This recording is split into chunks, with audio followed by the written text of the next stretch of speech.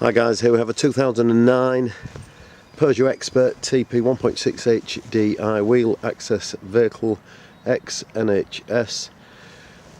Has got the ambulance stripes on the side and the back, which could be removed. However, they do make the car stand out and hopefully people would not park at the rear of the vehicle obstructing access.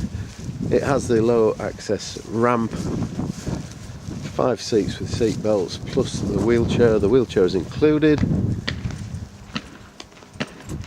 The 2 rear seats fold to the side for access, and all the strapping and seat belting is there. It's very easy to put the ramp up and down. 2-minute job.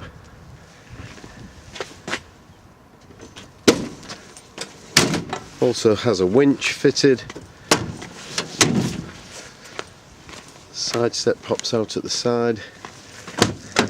It's done 111,000 miles. Say 1.6 Hdi diesel. I think the average MPG is just over 39 miles to the gallon. It's got full service history, parrot tooth, Bluetooth even. It comes with a 6-month national parts and labour warranty, comprehensive warranty. My name is Mike Wells. Finance options are available, subject to status. My number is 0777 5644 628.